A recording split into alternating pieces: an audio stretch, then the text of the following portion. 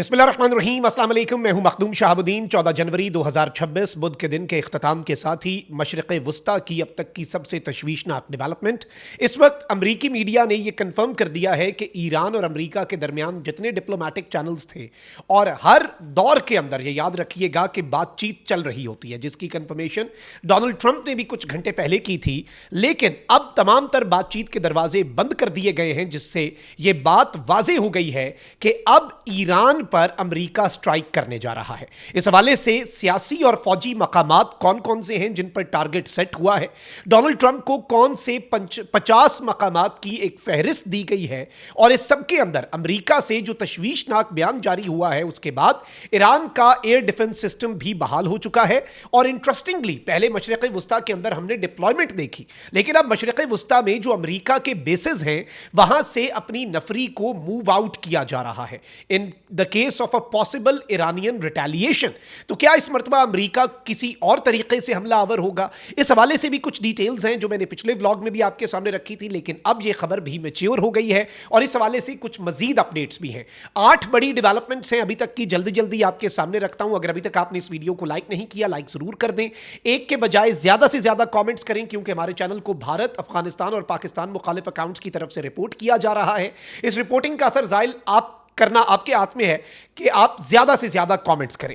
सबसे पहले तो नाज़रीन इकराम, इस वक्त रॉयटर्स जो कि दुनिया के अंदर एक मौकर और सबसे क्रेडिबल न्यूज एजेंसी समझी जाती है, उसके हवाले से उसने एक बहुत बड़ा क्लेम किया।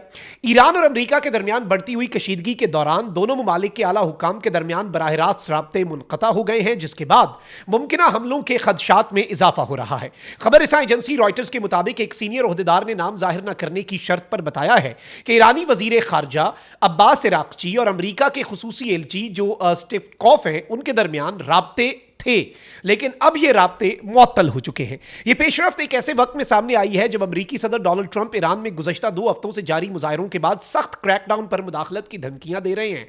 गुज़श्ता रोज ट्रंप ने यह कहा था कि ईरान के मुहब्बे वतन लोग एहतजाज जारी रखें, अपने इदारों पर कब्जा करें, मदद पहुंच रही है। कातलों और जुल्म करने वालों के नाम याद रखें, उन्हें बहुत बड़ी कीमत चुकानी पड़ेगी।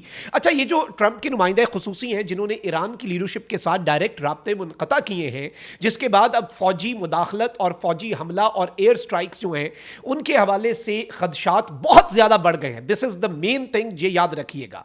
और इस सब के अंदर अब यह भी बताया जा रहा है कि इन्होंने, ये जो नुमाइंदा खुसूसी है डोनाल्ड ट्रंप के फॉर दिस रीजन, इन्होंने जो शाह ईरान के साहबजादे रजा पहलवी हैं उनके साथ एक खुफिया मुलाकात की है। डोनाल्ड ट्रंप ने कुछ दिन पहले कहा था कि ही seems like a nice guy, लेकिन अभी मेरी उससे मुलाकात नहीं हुई।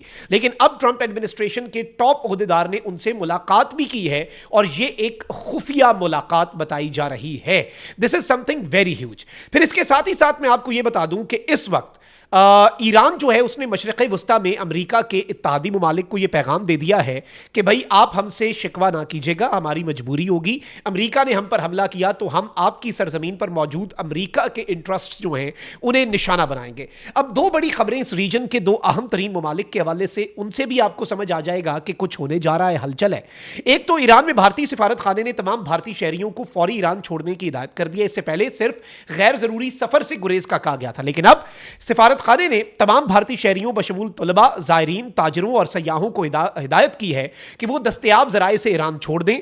भारतीय सिफारत खाने ने हिदायत जारी की है कि भारतीय शहरी ईरान में मुजाहिरों और एहतजाजी मकामात से दूर रहें, सिफारत खाने से राब्ते में रहें। और इस सब के अंदर पाकिस्तान जो कि इस रीजन का एक बड़ा इंपॉर्टेंट प्लेयर है और पाकिस्तान इन तमाम तर चीजों के ऊपर एक बड़ी बेहतरीन नजर रखे हुए है, तो पाकिस्तान ने भी एक बड़ा काम किया। ईरान में मौजूद पाकिस्तानी शहरियों और तलबा के लिए वजारत खारजा में एक कोऑर्डिनेशन और मॉनिटरिंग सेल कायम किया गया है। मोफा में एक कोऑर्डिनेशन और मॉनिटरिंग सेल कायम किया गया है, विच मींस के भाई तमाम तर खित्ते के मुमालिक को यह लग रहा है कि एक बड़ा क्राइसिस जन्म लेने वाला है। तर्जुमान दफ्तर खारजा के मुताबिक कोऑर्डिनेशन और मॉनिटरिंग सेल ईरान की सूरत हाल के हवाले से पाकिस्तानियों के लिए काम कर रहा है। दूसरी जानिब ईरान में तैनात पाकिस्तान के सफीर मुदस्सिर टीपू ने कहा है कि ईरान में मोबाइल और लैंडलाइन फोन से बैनुल अक़वामी कॉल्स की सहूलत बहाल है। मुदस्सिर टीपू ने कहा कि बैनुल अक़वामी कॉल्स की बहाली से पाकिस्तानी शहरी अब अपने अहले खाना से राब्ता तो कर सकेंगे, लेकिन इस सबके अंदर मैं आपको यह बता दूं कि पाकिस्तान ने अपने शहरियों को गैर जरूरी सफर जो है उससे गुरेज और हर मौके पर अपनी दस्तावेजात साथ रखने का कह दिया है। किसी भी लम्हे कुछ भी हो सकता है। अब आते हैं असल चीज के ऊपर नाज़रीन इकराम। डिप्लोमेटिक कॉन्टैक्ट जो हैं अमेरिका और ईरान के दरमियान दे हैव बीन सस्पेंडेड। तमाम तर राब्ते जो हैं वो इस वक्त मुनक़ता हो चुके हैं और अब जो है इम्कान यही है कि कुछ न कुछ बड़ा होने जा रहा है। इस सारी सूरत हाल के अंदर मैं आपको यह बता दूं कि क्या इस वक्त दो तीन चीजें हैं नाज़रीन करम। एक तो ये ऑपरेशन जो है ये किस तरह से कंडक्ट अमेरिका कर सकता है, ये भी एक इंपॉर्टेंट चीज है। लेकिन डेली मेल ने एक बहुत बड़ा इंकशाफ किया है कि डोनाल्ड ट्रंप को एक डिटेल्ड लिस्ट है ईरान के मिलिट्री और रिजीम टारगेट्स की जो कि प्रोवाइड की गई है। अमेरिका बेस्ड एक ग्रुप है यूनाइटेड अगेंस्ट न्यूक्लियर ईरान। इस ग्रुप का नाम है यूनाइटेड अगेंस्ट न्यूक्लियर ईरान, यानी एक एटमी ईरान के मुखालिफ हम मुत्तहिद हैं। इसने एक डोजियर व्हाइट हाउस में सबमिट करवाया इस ग्रुप ने और इसमें 50 टारगेट्स हैं। और ये नाज़रीन इकराम मैं आपको ये बता दूं कि जो इंपॉर्टेंट नेशनल सिक्योरिटी काउंसिल की मीटिंग हुई है उससे पहले ये डोजियर व्हाइट हाउस को दिया गया और इस सबके अंदर इस डोजियर में एग्जैक्ट कोऑर्डिनेट्स हैं जो आईआरजीसी का तरल्ला हेडक्वार्टर है तेहरान के अंदर।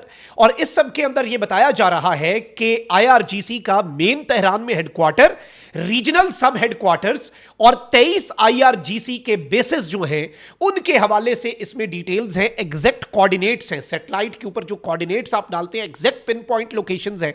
और फिर इस मरतबा अमेरिका सिर्फ मिलिट्री टारगेट्स नहीं बल्कि रिजीम टारगेट्स की तरफ भी बढ़ सकता है। अब नाज़रीन इकराम मैं आपको यह बता दूं कि इस वक्त जो अल-उदैद एयर बेस है कतर में, वहां पर जो अमेरिका के जेट्स थे जिनमें तकरीबन 1 दर्जन एरियल रीफ्यूलिंग टैंकर्स भी थे, वो इस वक्त नाज़रीन इकराम या तो जा चुके हैं या फिर वहां से उड़कर मिडिल ईस्ट से बाहर जाने की तैयारी कर रहे हैं। यानी अमेरिका जो है वो इस वक्त, इससे पहले भी अमेरिका ने जो ईरान के ऊपर स्ट्राइक की थी उससे पहले अमेरिका ने अपने वो एसेट्स जिनकी जरूरत नहीं थी उस स्ट्राइक के लिए, उन एसेट्स को मूव आउट कर दिया था। अब नाज़रीन इकराम जो लग रहा है वो ये है कि अमेरिका अपनी सबमरीन्स का इस्तेमाल करके क्रूज मिसाइल्स जो हैं उनके जरिए ईरान के ऊपर एक बहुत बड़ी स्ट्राइक कर सकता है। देखिए, अगर अमेरिका अपने इन बेसिस को यूज करता है तो ईरान फौरी तौर पर इन बेसिस पर अटैक करेगा। अमेरिका ने अटैक से पहले जो चीज डिसाइड करनी है वो डिफेंस है। अमेरिका ने देखना है कि कैसे अमेरिका जो जवाबी वार होगा ईरान का उससे बच सके। तो इस सारी सूरत हाल के अंदर मैं आपको यह बताऊं कि अब इवन एक तो यह चीज सामने आ रही है कि अमेरिका की स्ट्राइक एट एनी टाइम अब एक्सपेक्ट की जा रही है। The whole region is on high alert. India Pakistan की आप देख लें एडवाइजरीज, फिर जो मशरिक वस्ता के मुमालिक हैं उन्होंने अमेरिका को कहा है कि भाई ये जंग ना करो, बड़ा काम खराब हो जाएगा, अमेरिका पर भी इसका लामुआला असर पड़ेगा, ऑयल की पूरी इंडस्ट्री उड़ के रह जाएगी। लेकिन अमेरिका ने जो करना है वो करना है। उसमें अमेरिका मिडिल ईस्टर्न जो प्लेयर्स हैं जो कि खामोश हैं पब्लिकली, लेकिन बैक एंड पे अमेरिका को ये कह रहे हैं कि भाई ईरान के ऊपर स्ट्राइक ना करना। अब सवाल यह है कि अमेरिका ने वेनेजुएला के अंदर जो ऑपरेशन किया उसमें तो अमेरिकी कमांडोज भी गए। तो इस वक्त इवन ये सामने बात आ रही है कि अगर एयर स्ट्राइक्स जो हैं वो होती हैं, उन एयर स्ट्राइक्स के बाद अमेरिका के फाइटर जेट्स उड़ जाते हैं, हाथ नहीं लगते। अमेरिका के जो बेसेस हैं इस रीजन के अंदर वो खाली कर लिए जाते हैं पहले से ही। सबमरीन्स के जरिए क्रूज मिसाइल्स जो हैं वो दाग दिए जाते हैं। तो ईरान जो है उसके अंदर अगर कमांडो एक्शन करना पड़ा तो अमेरिका वो कैसे करेगा।